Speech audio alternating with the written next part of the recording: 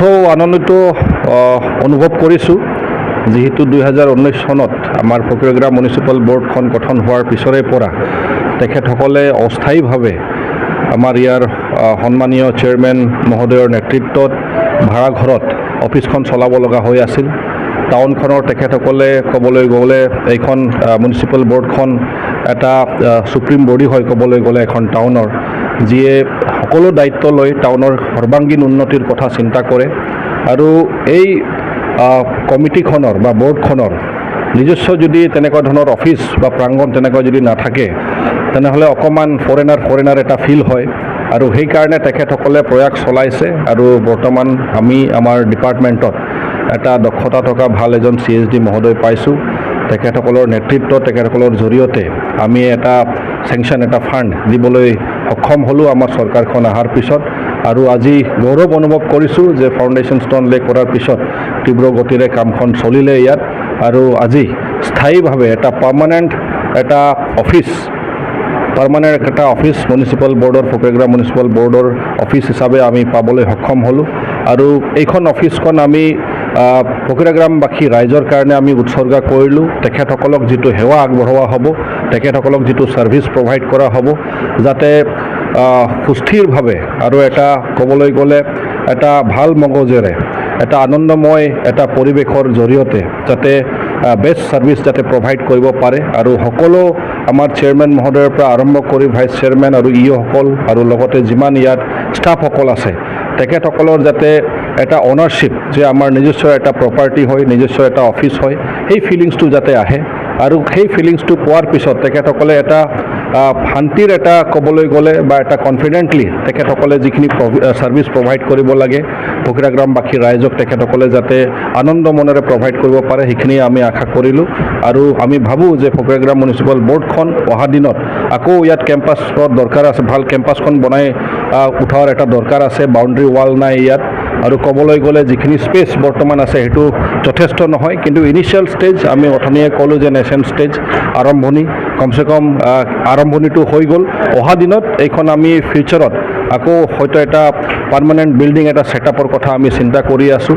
ইয়াত বাউণ্ডেৰী ৱালো লাগিব, সেইখিনিৰ কথা চিন্তা কৰি আছোঁ। ইয়াত বহুতখিনি সা সামগ্ৰীবিলাক আহে, সেইবিলাক যাতে ৰখাৰ কাৰণে ভাল জেগা যাতে থাকে সেইবিলাক আমি চিন্তা কৰি আছোঁ। অহা দিনত নিশ্চয় আমি কৰি যাম। ইতিমধ্যে আপুনি প্ৰগ্ৰেমৰ কাৰণে এটা উপহাৰ দিলে আস্থায়ী আৰু বেলেগ কিবা উপহাৰ দিব? নাই, নিশ্চয় আমাৰ ফকিৰগাঁও মিউনিচিপাল বৰ্ডৰ মানে আগত কি হৈছিল যে ইয়াত ক'বলৈ গ'লে পপুলেশ্যন পেটাৰ্ণটো আগৰ চেঞ্চাছৰ মতে যিহেতু সকলো টাউনতে সেইটো আছে, তো ফাণ্ডবিলাক অলপ কমকৈ আহি আছিল। আৰু কমকৈ অহাৰ কাৰণে বহুতখিনি মানে যিমান কাম ইয়াত স্পীডত আগবঢ়াব লাগিছিল ইমান স্পীডত আমি আগবঢ়াব পৰা নাই। অহা দিনত আমি ভাবোঁ যে অতি শীঘ্ৰে মানে ইয়াত এটা ছাৰ্ভেখন যদি হৈ যায়, চেঞ্চাছখন যদি হৈ যায়, পপুলেশ্যন পেটাৰ্ণটো ইয়াত যিহেতু পপুলেশ্যনটো বাঢ়ি গৈছে, নিশ্চিতৰূপে ফাণ্ডো বেছি আহিব, সেইখিনি আমি নিশ্চয় কৰি যাম। বাকী ইয়াত আমাৰ ফকিৰগাঁৱৰ কাৰণে আমাৰ অডিটৰিয়াম হল বা টাউন হল তেনেকুৱা ধৰণৰ দৰকাৰ আছে, যিটোৰ প্ৰয়াস এটা চলি আছে যে সোনকালে যাতে ইয়াত হৈ যায়। বাকী আমাৰ ইনফ্ৰাষ্ট্ৰাকচাৰ ৰিলেটেড যিমান ৰোডছ ড্ৰেইনছৰ কথা আছে সেইখিনি আমি ষ্টেট গভৰ্ণমেণ্টক এটা জমা দিছোঁ, যিখিনি আমি নিজৰ ফালৰ পৰা ফাণ্ডৰ নাটনিৰ কাৰণে কৰিব পৰা নাই। সেইখিনি এটা আশা পাইছোঁ আমাৰ সন্মানীয় মন্ত্ৰী চাহাবৰ পৰা যে তেখেতে সহায় কৰিব বুলি।